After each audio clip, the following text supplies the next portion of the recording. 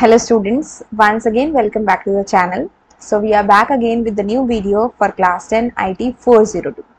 And today in this video we are going to do NCERT solutions from the unit Digital Documentation Advanced using LibreOffice chapter number 2 Working with Images. तो चलिए start करते हैं. इसमें हम question answers और exercise दोनों को समझेंगे. तो सबसे पहले हमारे पास स्टूडेंट्स यहाँ पे मल्टीपल चॉइस क्वेश्चंस हैं.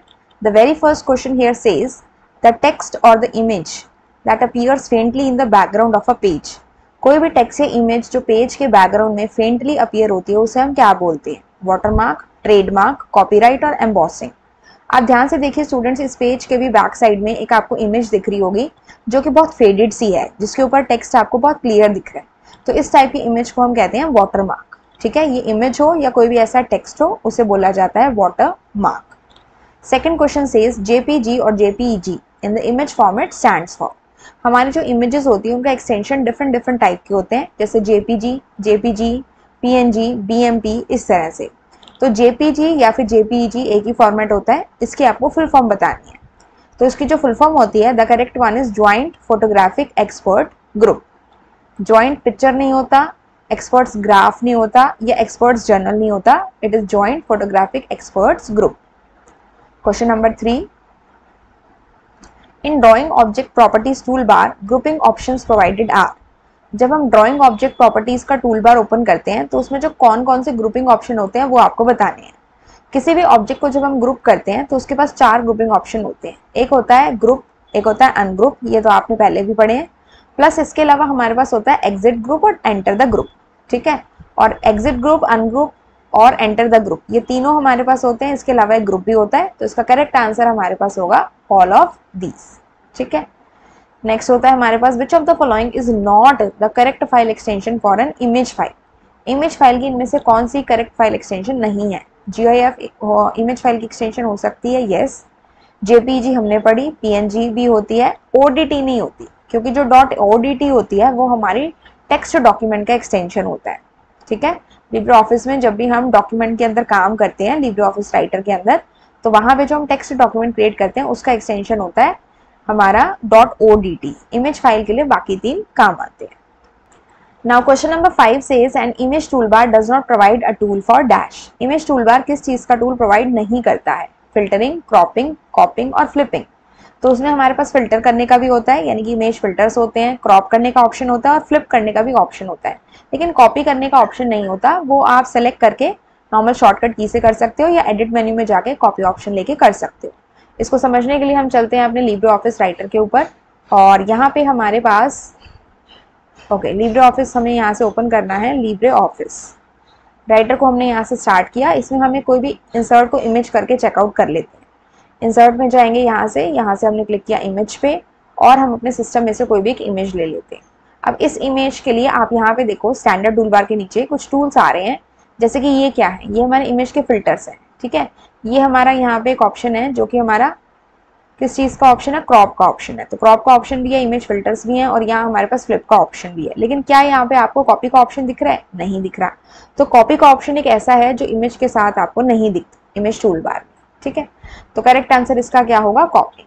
अब हम चलते हैं अपने फिल इन द ब्लैंक्स पे. फिल इन द ब्लैंक्स में सबसे पहला फिलअप हमें ये कहता है dash tool cuts of non desirable parts of the image. अगर मुझे इमेज में से कोई ऐसा पार्ट जो मुझे नहीं चाहिए वो कट करना है तो कौन सा टूल होगा? उसके लिए हमारे पास क्रॉप टूल है. या लिब्रे ऑफिस राइटर में अभी हमने क्रॉप टूल देखा था. तो ये आप यहाँ से क्लिक करोगे एंड ये जो यहाँ पे इस तरह से बॉर्डर्स आ रहे हैं, आप सेलेक्ट कर लोगे उतना पार्ट जो हमें नहीं चाहिए. तो ये क्या हो गया? क्रॉप हो गया. अगर आप एंटर करोगे तो ये आपका फाइनल हो जाएगा. ठीक है, तो ये आपकी पिक्चर क्या होगी? क्रॉप हो गई इस केस में. So this is called edge cropping. ठीक है, तो इसके लिए कौन सा टूल है हमारे पास? Crop tool. To change both the brightness and the contrast of the image, dash tool can be used. अगर हमें इमेज की ब्राइटनेस और कंट्रास्ट को चेंज करना है, कंट्रास्ट क्या होता है? Difference between the darker colour and the lighter colour. ठीक है, अगर हम इसके कंट्रास्ट को चेंज करना है या उसकी ब्राइटनेस को चेंज करना है तो कौन सा टूल हम यूज करेंगे? उसका आंसर है गामा करेक्शन. अब देखते हैं ये कहाँ पे होता है. ये हमारे पास एक इमेज है और इसके लिए हमारे पास यहाँ पे टूल्स होते हैं डिफरेंट, जिसमें हमारा गामा करेक्शन भी आता है.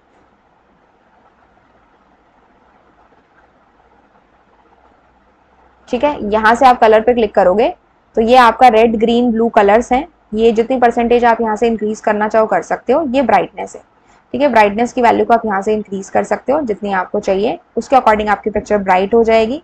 और ये जो है दिस इज माई कंट्रास्ट, ठीक है, और ये जो है दिस इज माई गामा। तो ये जो पूरा टूल है ना, एक तरह से ये गामा करेक्शन टूल है जिसके अंदर आपके ब्राइटनेस और कंट्रास्ट आप चेंज कर सकते हो, ठीक है। और इसके अंदर देखो, अगर मैं यहाँ से इसको चेंज कर रही हूँ तो कहीं ना कहीं इसके कंट्रास्ट में डिफरेंस आ रहा है, ठीक है। आप इसको कम करोगे तो कंट्रास्ट मतलब जो आपको डार्कर और लाइट कलर का डिफरेंस है वो साफ साफ आपको दिखाई दे रहा है, ठीक है ना। तो ये चेंज करने के लिए आपके पास कौन सा ऑप्शन है, gamma correction. Then to simulate the effect of time on picture dash tool is used. अगर हमें ये चेक करना है, ऐसा इफेक्ट दिखाना है कि टाइम के साथ पिक्चर में क्या डिफरेंस आए, जैसे टाइम के साथ जो एज होती है वो धीरे धीरे क्या होती है, कम होती जाती है, तो उस केस में क्या होता है, मतलब आपके जो फेस पे जो फीचर्स हैं वो धीरे धीरे wrinkles and all this things come. तो उसके लिए हमारे पास जो टूल है जो टाइम का इफेक्ट दिखाता है किसी पिक्चर पे, दैट इज एजिंग टूल। तो आप यहाँ से क्या करो, सेलेक्ट करो किसी भी पिक्चर को और यहाँ से आप किसी भी इमेज फिल्टर में जाओ और यहाँ से आप एजिंग जो हमारा टूल होता है आप उसको ले लो। This is the edging tool, this is the edging filter. तो आप यहाँ से जितनी भी वैल्यू आप इंक्रीज या डिक्रीज करना चाहते हो वो आप अपने अकॉर्डिंग कर सकते हो एंड क्लिक ऑन ओके। तो ये आपको पिक्चर के ऊपर एजिंग का इफेक्ट दिखाएगा, ठीक है। Next question, dash places images at the bottom of all the objects. किस ऑप्शन से आपकी जो इमेज है वो सारे ऑब्जेक्ट्स के पीछे चली जाती है। तो इसके लिए हमारे पास ऑप्शन है सेंड बैक, ठीक है। ये हमारा अरेंजमेंट का ऑप्शन है। Suppose this is my one picture and यहाँ से अगर मैं एक और पिक्चर को इंसर्ट कर दूँ, suppose this is my another picture,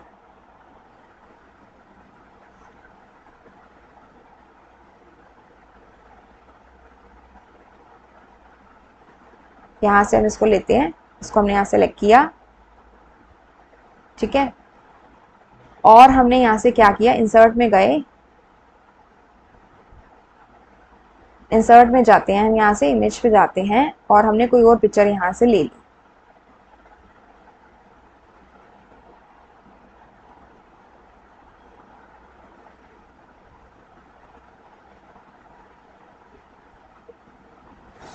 अच्छा, ये यहीं पे इंसर्ट हो रही है, तो what we need to do, हमें कर्सर को कहीं और लाना पड़ेगा। कर्सर को हम यहाँ ले लेते हैं, insert image and this one, ठीक है। तो ये पिक्चर आ गई। अब हमने क्या किया, इस पिक्चर को इसके ऊपर रख दिया, तो ये सेकंड जो है सेशन वो इसके ऊपर है और फर्स्ट वाली उसके नीचे है। अब हमारे पास यहाँ पे अरेंजमेंट की कुछ सेटिंग्स हैं, तो ये हमारे पास यहाँ पे अरेंजमेंट है इस टाइप की डिफरेंट। ये है ब्रिंग टू फ्रंट, सबसे आगे ले आओ, forward one, forward back one and send to back. तो जब मैं यहाँ से सेंड टू बैक करूंगी इसके लिए मुझे एक और पिक्चर लेनी पड़ेगी। सपोज मैंने यहाँ गैलरी में से एक और पिक्चर ले ली, सपोज दिस वन, ठीक है। अब मेरे पास यहाँ पे क्या है, तीन हो गई, एक सबसे पीछे है, एक आगे है और एक उससे आगे है। अब ये जो मेरा आपको ये एरो दिख रहा है, इसको थोड़ा सा बड़ा कर लेते हैं यहाँ से। ये जो आपको अब एरो दिख रहा है ये बेसिकली कहाँ पे है, सबसे आगे है। अगर मैं इसको कहूँ सेंड टू बैक तो ये सबसे पीछे चला जाएगा। अब ये देखो इस पिक्चर के भी पीछे है, अगर आप इसको अलग करके देखो तो ये है, फिर मेरी ये पिक्चर है और सबसे पीछे हमारा एरो है। इसको हम थोड़ा सा इधर शिफ्ट कर देते हैं। Okay, now can you see here, सबसे पीछे हमारा क्या है, एरो, ठीक है। तो ऐसे ही अगर आप इसको सबसे पीछे कर दोगे जिसमें आपका फर्स्ट सेशन है, तो हमने इसको कर दिया सेंड टू बैक, तो ये हमारी सबसे पीछे चली गई, ठीक है ना। अगर हम इमेजेस वाले को कर देते हैं सेंड टू बैक तो ये हमारी सबसे पीछे चली जाएगी, वो आपकी सेलेक्टेड होनी चाहिए बस, सेंड टू बैक। अब ये करने के लिए ना आपकी पिक्चर्स क्या होनी चाहिए, अरेंज होनी चाहिए एक से ऊपर एक। अब जैसे कि मैंने सबसे ऊपर ये अरेंज कर दी, दिस वन, एंड ये हमारी हो गई इस तरह से। तो अभी मैंने इस वाले को सेलेक्ट किया जिसमें कलर थोड़ा सा लाइट है, तो मैंने यहाँ से किया सेंड टू बैक, तो ये सबसे पीछे चली जाएगी, ठीक है। So this is the option of send to back. Next question हमारे पास है, an image can be deleted by dash it and pressing the delete key. अगर आपको किसी इमेज को डिलीट करना है तो आपको पहले क्या करना पड़ेगा, सेलेक्ट करना पड़ेगा and then you have to press the delete key from the keyboard. Then in drawing tools basic shape list provides dash shapes. जो हमारे ड्राइंग टूल्स होते हैं उसमें टोटल कितनी शेप्स होती हैं, 25। ड्राइंग टूल्स हमारे कहाँ हैं, यहाँ पे आप नीचे देखो, ये जितने भी हैं ये सारे हमारे ड्राइंग टूल्स हैं, तो ये टोटल 25 है। इसमें हमारी जो ये वाली शेप्स हैं जिसमें जी राइट एरो है साइड में, आप ये वाली शेप्स भी देख सकते हो,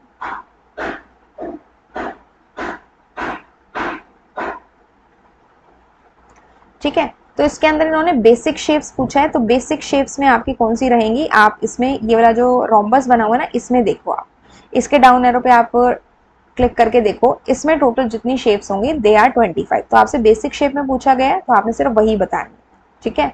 उसके बाद जो हमारे पास नेक्स्ट क्वेश्चन है, anchor acts as a dash point for a drawing. जब भी हम कोई पिक्चर इंसर्ट करते हैं तो उस पिक्चर के साइड में कहीं पे भी एक एंकर पॉइंट आता है। कैसे एंकर पॉइंट आता है, आप यहाँ पे देखो, जैसे कि ये मेरी पिक्चर सेलेक्टेड है, एस्केप किया हमने यहाँ से, जैसे कि this is my picture selected, तो ये आपको ग्रे कलर का दिख रहा है, ये क्या है, एंकर पॉइंट है। अब मैं अपने पिक्चर को जहाँ पे भी मूव करूंगी उसके अकॉर्डिंग ये एंकर पॉइंट भी क्या करेगा, मूव करेगा, ठीक है, उसके अकॉर्डिंग इट विल मूव। जैसे कि ये पिक्चर सेलेक्टेड है तो इसका अपना एक एंकर पॉइंट है, तो जैसे जैसे आप किसी पिक्चर को मूव करेंगे एंकर पॉइंट उसके अकॉर्डिंग मूव करता है, तो वो उसका क्या है, एक रेफरेंस पॉइंट है कि उसके साथ साथ आपकी जो इमेज है वो चलेगी। So that is a reference point. Next question, there are dash options for aligning an image horizontally. किसी भी इमेज को हॉरिजॉन्टली अलाइन करने के लिए आपके पास कितने ऑप्शंस हैं, हमारे पास टोटल 3 ऑप्शंस होते हैं। हॉरिजॉन्टल मतलब कि क्या हो गया, left to right. Left to right में आप तो या उसे लेफ्ट साइड ले सकते हो या सेंटर में ले सकते हो या राइट ले सकते हो। तो इसके लिए भी आपके पास अलाइनमेंट के ऑप्शंस हैं, जैसे कि ये हमारी पिक्चर सेलेक्टेड है, हम इसको डिलीट कर देते हैं और इसको भी हम यहाँ से डिलीट कर देते हैं। ये हमारी शेप है, ठीक है ना। तो यहाँ पे आपके पास ये तो हो गए आपके दूसरे ऑप्शंस। अलाइनमेंट के ऑप्शंस पे हम देखते हैं,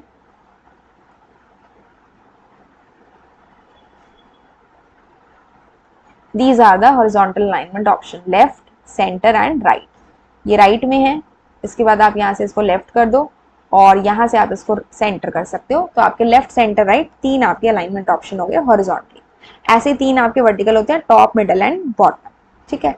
the dash handles of image are use for rotating it. किसी भी इमेज को अगर आपको रोटेट करना है तो कौन से हैंडल से करेंगे, कॉर्नर हैंडल से। तो आपके सामने अगर ये इमेज है, अगर आपको इसे रोटेट करना है तो आप इसको यहाँ से डबल क्लिक करेंगे और यहाँ से आप इसे रोटेट कर सकते हो।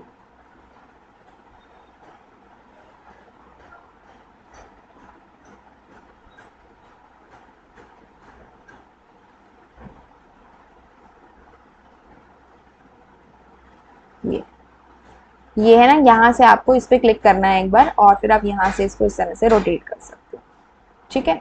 तो एक कॉर्नर हैंडल से आप रोटेट कर सकते हो, देखो यहाँ पे रोटेट का सिंबल आ रहा है और यहाँ से आप नॉर्मली इस तरह से इंक्रीज या डिक्रीज कर सकते हैं अंदर की वैल्यू को। लेकिन इसके लिए आपको ये जो फॉर्मेटिंग टूल बार है इसमें रोटेट के ऑप्शन को सेलेक्ट करना पड़ेगा, ताकि आपके जो स्क्वायर आ रहे थे वो आपके रेड कलर के हैंडल्स में, सर्कल टाइप हैंडल्स में चेंज हो जाए, ठीक है। इसके बाद आपका नेक्स्ट है cropping properties, sorry changing properties of an object dash creation, retain them throughout the session. Suppose आपने कोई भी एक इमेज ली या कोई भी आपने एक शेप बनाई, ठीक है, किसी भी ऑब्जेक्ट आपने एक शेप बनाई, तो अगर आपने उसकी प्रॉपर्टीज में पहले ही चेंज कर दिया तो जब तक आप उस पर काम कर रहे हैं वो सारी प्रॉपर्टीज सेम तब तक रहेंगी। तो वो क्रिएशन से पहले होता है या बाद में, it is before it's creation. अब इसको कैसे समझते हैं, जैसे कि आपने यहाँ पे एक ये लिया हुआ है, कोई भी एक बेसिक शेप ले ली, आपने उसे ड्रॉ कर दिया, तो ये इसकी प्रॉपर्टीज हैं। जैसे कि ये फिल कलर है, मैंने इसको बनाने से पहले ही अगर चेंज कर दिया, Ctrl+Z, ठीक है, तो मैंने यहाँ से पहले ही चेंज कर दिया ये कलर और यहाँ से फिल कलर को हमने ये कर दिया, तो अगर मैं अब यहाँ से ट्राइंगल लेती हूँ तो ये उसी कलर का आएगा जो मैंने पहले से ले रखा है। सेम वे आप इसकी रोटेशन वगैरह और बाकी चीज़ें हैं, अगर उन्हें पहले ही चेंज कर देते हो तो जब तक आप उस पर काम कर रहे हैं तब तक वो उस पर रहता है, ठीक है students. I hope it is clear. अब है हमारे short answer type question. Question number 1 है, what is a digital image, how can you create one. अब देखो डिजिटल मतलब कोई भी चीज़ जो किसी भी इलेक्ट्रॉनिक डिवाइस में हो, ठीक है, जो इलेक्ट्रॉनिक चीज़ हो। तो डिजिटल इमेज क्या है, एक पिक्चर जो आप देखते हो जो कि कंप्यूटर सिस्टम में है वो एक डिजिटल इमेज है जो कि बहुत सारे पिक्सल से मिलके बनी है और पिक्सल 0 और 1 वैल्यू को रिप्रेजेंट कर रहे हैं। और जो हमारी पिक्चर्स होती हैं वो हमारे सिस्टम के अंदर डिफरेंट एक्सटेंशन से सेव होती हैं, जैसा आपने MCQ में भी देखा, GIF से, JPG से, JPEG से, PNG से, BMP से। ऐसी फाइल्स जिनका एक्सटेंशन ये सब रहता है वो हमारी पिक्चर्स रहती हैं, या आप उन्हें इमेजेस भी कह सकते हो। डिजिटल डॉक्यूमेंट के अंदर एक पिक्चर कोई भी ग्राफिक, शेप या इमेज हो सकती है जिसको हम डिजिटल इमेज बोलते हैं। अब आपने उसे क्रिएट कैसे करना है, उसके लिए आपके ये स्टेप्स हैं। सबसे पहले डॉक्यूमेंट ओपन करो LibreOffice राइटर में, जहाँ पे आपको इमेज इंसर्ट करनी है वहाँ पे कर्सर को क्लिक कर दो माउस से, वहाँ कर्सर आ जाएगा।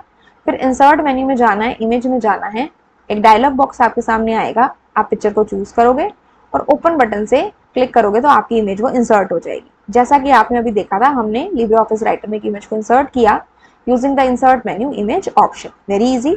अगेन अगर आपको इसका प्रैक्टिकल देखना है तो डिस्क्रिप्शन बॉक्स के लिंक में आपको इस चैप्टर के सारे लिंक्स मिल जाएंगे, आप वहां से जाके भी चेकआउट कर सकते हो। ठीक है, इसके बाद नेक्स्ट होता है write the steps to insert an image from the gallery using drag and drop method.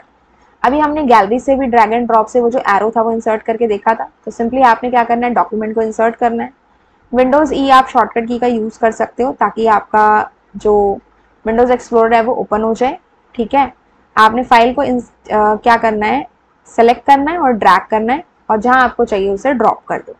अब इसने बेसिकली गैलरी से पूछा है तो गैलरी ऑप्शन हमारा ये भी है। जैसे कि आप यहाँ से साइड बार में देखो, यहाँ पे गैलरी का ऑप्शन है।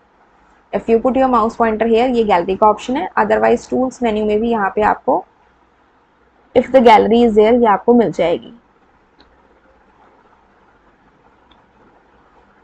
ठीक है, मे भी हो सकता है सम अदर उसमें हो, ओपन ऑफिस में आपके टूल्स में गैलरी में होता था। ठीक है, अब हम लिब्रे ऑफिस में काम कर रहे हैं तो आप यहाँ से भी ले सकते हो। जैसे कि हमने कोई भी ये वाली शेप ले ली और हमने सिंपली ड्रैग करके यहाँ पे इसको ड्रॉप कर दिया तो ये हमारे पेज पे आ गई। ठीक है, ऐसे ही आपके सिस्टम में कहीं पे सेव्ड है, जैसे डेस्कटॉप पे है तो डायरेक्टली डेस्कटॉप से ड्रैग करके आप यहाँ लेके आ सकते हो। ठीक है ना, so this is how you have to insert the image. Next is how is the resizing of the image different from cropping it. जब हम कहते हैं हम किसी इमेज को रीसाइज करते हैं और हम कहते हैं हम किसी इमेज को क्रॉप कर रहे हैं, दोनों में डिफरेंस क्या है। क्रॉपिंग तो आपने अभी देखी, इसका मतलब है हम किसी इमेज के पार्ट को ट्रिम कर रहे हैं, उसे कट कर रहे हैं जो हमें नहीं चाहिए। ठीक है, लेकिन रीसाइजिंग का मतलब होता है हम किसी इमेज के साइज को या तो एनलार्ज कर रहे हैं, बड़ा कर रहे हैं, या फिर उसे छोटा कर रहे हैं। अब रीसाइजिंग करने से क्या होता है, जो इमेज का साइज है वो चेंज होता है, बट क्रॉपिंग करने से इमेज जो होती है वो कट होती है। बस यही डिफरेंस है हमारा रीसाइज में और आपका क्रॉप के अंदर। ठीक है स्टूडेंट्स, चलिए चलते हैं क्वेश्चन नंबर 4 में। What are the tools available in the drawing tool bar, describe any 5 tools. Drawing tool bar, जो नीचे आपने टूल बार देखा ना जिसमें बेसिक शेप्स हैं, कॉल आउट्स हैं, तो उसमें कोई भी 5 टूल्स आपको बताने हैं। Select, insert, line, lines and arrows, curve, list वाला है, एक कर्व है और एक पॉलीगन। इस तरह से आपके बहुत सारे टूल्स हैं, मैंने सारे के सारे लिख दिए। ठीक है, 5 को डिस्क्राइब करना है, हमने सारे टूल्स लिख दिए। ये सारे नाम्स कहाँ हैं, देखो ये सारे टूल्स है कहाँ पे, यहाँ पे हम चेकआउट करते हैं। नीचे देखो, ये आपका इंसर्ट लाइन है, ये सेलेक्ट है, ये लाइन्स एंड एरोज है। इस तरह से आप जिस पे भी माउस पॉइंटर रखोगे ना सबका नाम आता जाएगा, और जिसके भी ब्रैकेट में लिस्ट लिखा गया है इसका मतलब उसके साइड में एक ड्रॉप डाउन एरो है जिसको क्लिक करने पे आपको बहुत सारे और टूल्स मिल जाएंगे। तो ऐसे करके हमारे पास बहुत सारे हैं, हमें किसी भी 5 को डिस्क्राइब करना है। तो हमने यहाँ से कोई भी 5 ले लिए, आप कोई भी 5 ले सकते हो जिनके आपने नाम लिखे हैं। तो हमने यहाँ से कौन कौन सा लिया, हमने ले लिया lines and arrows. Lines and arrows में डिफरेंट टाइप की आप lines, single line arrow, double line arrow, ऐसे आप बना सकते हो। बेसिक शेप में आप ट्राइंगल, रेक्टेंगल, स्क्वायर, इस तरह की बेसिक शेप्स बना सकते हो। सिंबल शेप्स में आप स्माइली, मून, स्टार, क्लाउड, इस तरह के सिंबल्स बना सकते हो। ब्लॉक एरोज में आपके पास एरो के कॉल आउट्स हैं। ठीक है ना, अभी मैं आपको दिखाती हूँ। ये स्टार्स एंड बैनर्स में आपके पास डिफरेंट टाइप के बैनर है, जैसे कि इस तरह का एक बैनर होता है ऐसे करके। ठीक है, फिर कई बार ऐसे करके एक बैनर हो जाता है इस टाइप से। तो ये डिफरेंट टाइप के जो बैनर्स और स्टार्स होते हैं ना, यही आपको शो करना है। जैसे कि यहाँ पे आप देखो, ये बेसिक शेप्स हो गई, ये आपकी हो गई सिंबल्स, आपको यहाँ सिंबल्स दिख रहे हैं बहुत सारे। ये हमारे हो गए ब्लॉक एरोज, जिसमें आपको कॉल आउट्स वाले एरो भी दिखेंगे। ठीक है, ये कॉल आउट्स हो गए हमारे, जिसमें हम कुछ लिखना चाहते हैं ना, कई बार कोई टेक्स्ट ऐड करना चाहते हैं तो वो हम इसमें कर देते हैं। ठीक है, तो इस तरह से आपके पास डिफरेंट ऑप्शंस है, डिफरेंट शेप्स है। ठीक है, अब नेक्स्ट है how is the linking of the image different from embedding.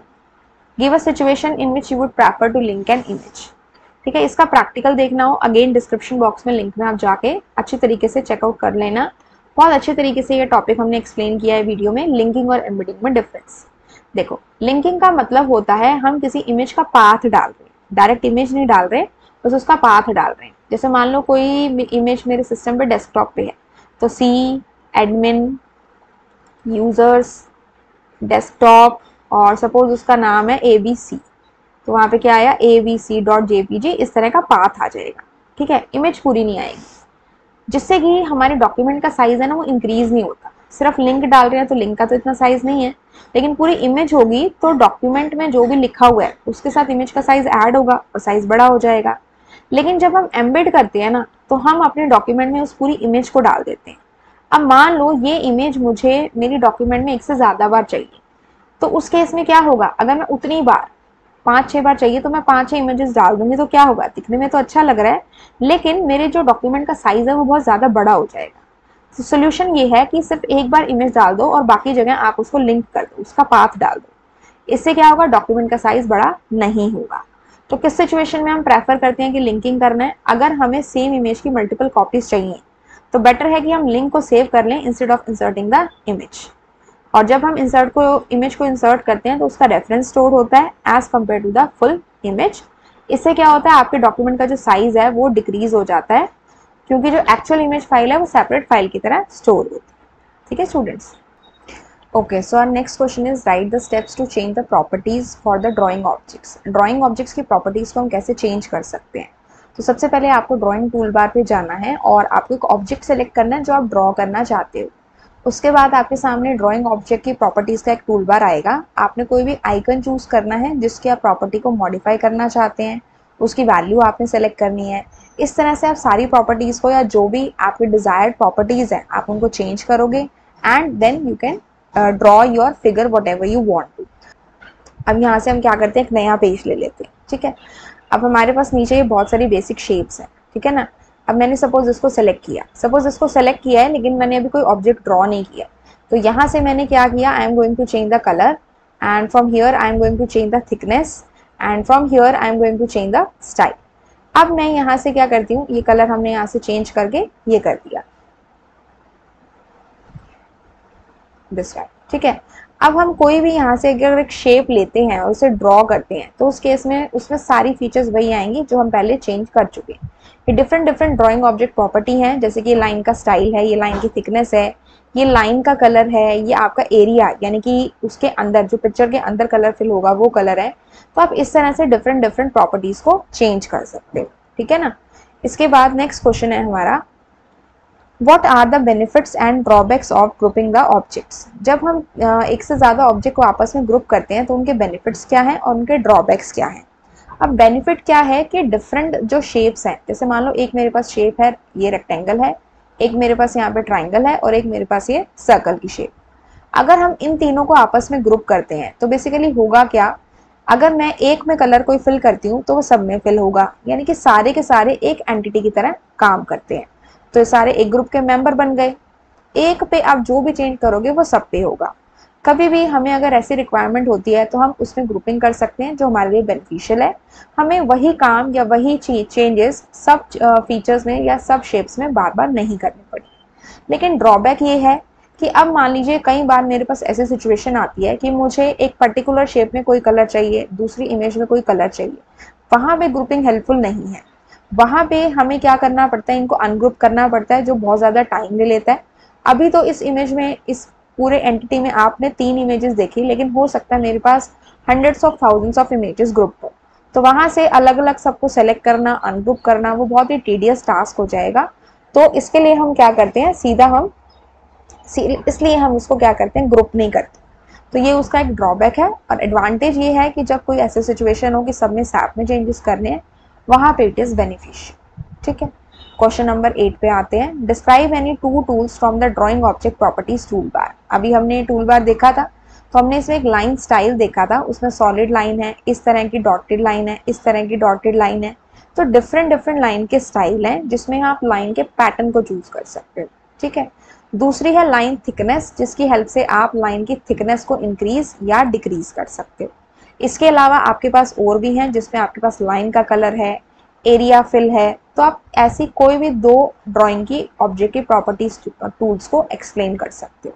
ठीक है, नेक्स्ट है हमारा question number 9। Write the steps to insert an image in a basic drawing shape. ये अभी हमने देखा था ट्राइंगल इंसर्ट करके। सबसे पहले ये आपकी डॉक्यूमेंट है, यहाँ पे आपने कर्सर को प्लेस करना है। नीचे आपको ड्राइंग टूल बार दिखेगा, स्टेटस बार से ऊपर, उसमें से कोई आप शेप लोगे। शेप लेने के बाद आपके माउस का पॉइंटर एक प्लस शेप में चेंज हो जाएगा, आप उसे ड्रैग करोगे। ड्रैग करके आपने जो भी शेप चूज की हुई है वो आपकी यहाँ पे ड्रॉ हो जाएगी। जब आपकी बन जाए आपने माउस बटन को रिलीज कर देना है। ठीक है, और अगर आपको कैंसिल करना है सिलेक्शन को तो उस केस में you can press the escape की। ठीक है, उसके बाद लास्ट क्वेश्चन है, write the factors controlling the positioning of image in a document. एक डॉक्यूमेंट में जब एक इमेज को प्लेस किया जाता है, इंसर्ट किया जाता है, तो उसकी पोजीशन किन फैक्टर से चेंज होती है, क्या फैक्टर्स उसे कंट्रोल करते हैं। तो ये बहुत इंपॉर्टेंट क्वेश्चन है, ये कई बार शॉर्ट नोट्स में भी एग्जाम में आ जाता है। इसमें 4 चीज़ें होती हैं, एक होती है अरेंजमेंट, एंकरिंग, अलाइनमेंट और टेक्स्ट रैपिंग। अरेंजमेंट का मतलब होता है कि अगर हमारी डॉक्यूमेंट में एक से ज़्यादा इमेज एडेड है तो वो किस तरह से एक के ऊपर एक अरेंज होगी। कोई लास्ट में होगा, कोई ऊपर होगा, कोई बीच में होगा।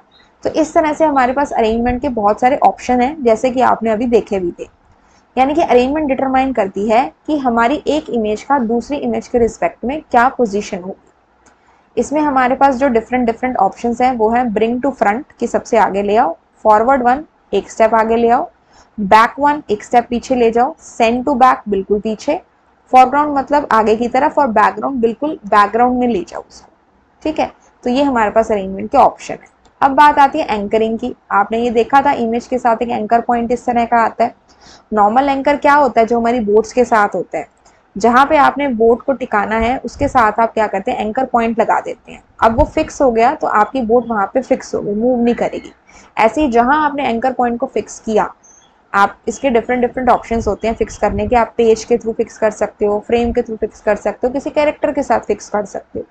जहां आपने इसको फिक्स कर दिया, आपकी इमेज उसी के साथ साथ मूव करेगी। ठीक है, तो ये ड्राइंग या इमेज के लिए एक रेफरेंस पॉइंट है। पेज, पैराग्राफ, कैरेक्टर या फ्रेम के साथ ये फिक्स हो जाती है। जैसे जैसे वो मूव करेंगे वैसे वैसे आपकी इमेज भी मूव करेगी। ठीक है, फिर आता है हमारा अलाइनमेंट। अलाइनमेंट का मतलब होता है इमेज का हमारे डॉक्यूमेंट में क्या पोजीशन है, क्या वो लेफ्ट है, राइट है, सेंटर है, टॉप है या बॉटम है। तो ऐसे हॉरिजॉन्टल हमारे पास 3 अलाइनमेंट है, राइट, लेफ्ट, सेंटर, और टॉप हमारे पास 3 अलाइनमेंट है, टॉप, सेंटर, बॉटम। इस तरह से हम इमेज को प्लेस कर सकते हैं अपनी डॉक्यूमेंट में। ठीक है, तो 3 हॉरिजॉन्टल हैं और 3 आपकी वर्टिकल हैं। उसके अलावा हमारे पास एक लास्ट ऑप्शन है टेक्स्ट रैपिंग। ये तब यूजफुल होता है जब हमारे पास टेक्स्ट हो और साथ में कुछ इमेज हो, तो हम टेक्स्ट के साथ इमेज को अलाइन करवाते हैं। इसके अंदर जो भी हमारे पास टूल्स हैं वो है wrap off, page wrap, optimal page wrap, wrap left, wrap right, wrap through in order of their appearance from left to right. तो ये हमने डिफरेंट जो ऑप्शंस हैं टेक्स्ट रैपिंग के प्रैक्टिकली हमने करके देखे हुए हैं। अगर आप इसको यहाँ से देखो कि ये हमारी एक इमेज है, तो यहाँ पे आपको ड्राइंग ऑब्जेक्ट टूल बार पे ये डिफरेंट ऑप्शंस दिख रहे हैं। लेकिन यहाँ पे अभी हमने क्या किया है, हमने कोई टेक्स्ट नहीं लिखा है। सपोज मैं यहाँ पे कोई टेक्स्ट लिख दूँ, ठीक है, मैंने यहाँ पे कोई टेक्स्ट ऐड ऑन कर दिया एंड ये हमारा स्पैन कर रहा है डिफरेंट लाइन्स को। अभी ये 4 लाइन्स जो हैं या 5 लाइन्स है वो टेक्स्ट के ऊपर आई, बाकी जो कुछ लाइन्स हैं वो इसके पीछे जा रही हैं। ठीक है, ये पैरेलल है, इसको आप एक बार देखो। पैरेलल का मतलब बेसिकली क्या है, ऊपर और नीचे। यहाँ पे हम कुछ और टेक्स्ट और ऐड कर देते हैं।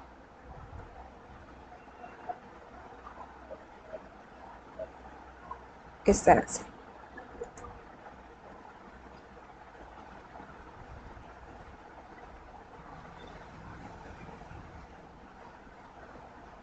अगर मैं यहाँ से इसका साइज थोड़ा सा बड़ा कर दूँ तो यहाँ पे हमारे पास नन का ऑप्शन है, ये हमारे पास पैरेलल ऑप्शन है। हम क्या करते हैं, पिक्चर को थोड़ा सा इधर ले आते हैं। ठीक है, ये हो गया। ये है नन, यानी कि ऊपर और नीचे टेक्स्ट, बीच में इमेज। ये हमारा है पैरेलल, यानी कि हमारे टेक्स्ट के साथ साथ चलेगी। यहाँ पे देखो, जितना हमारा इमेज है उसके बाकी पार्ट में जो ब्लैंक है वहाँ पे हमारी इमेज वो टेक्स्ट आ रही है। फिर ये जो हमारी है वो ऑप्टिमल है, यानी कि इस तरह से एक साइड पे शिफ्ट हो गई। फिर ये हमारी बिफोर है, इसमें भी इस तरह से रहेगा, और आफ्टर में हमारा राइट साइड में आ गया, और रैप थ्रू में हमारी इस पिक्चर को स्पैन करती हुई जाएगी, मतलब नीचे नहीं आएगी, इसी को कवर करेगी। ठीक है, तो ये हमारे डिफरेंट ऑप्शंस हैं स्टूडेंट्स, किस चीज़ के, हमारे टेक्स्ट रैपिंग के। इस तरह से आप पिक्चर को अलाइन कर सकते हो अपनी टेक्स्ट के साथ। तो हमने कवर अप किए सारे question answers of chapter number 2। आपको कोई भी टॉपिक अगर प्रैक्टिकली देखना है तो आप डिस्क्रिप्शन बॉक्स के लिंक में जाके देख सकते हो। वीडियो अगर आपको हेल्पफुल लगी हो, you can like it, share the video with your friends and subscribe the channel. And if you find this video helpful, you can tell your feedback also. And मिलते हैं आपसे नेक्स्ट वीडियो में। Till then have a good day and thank you so much.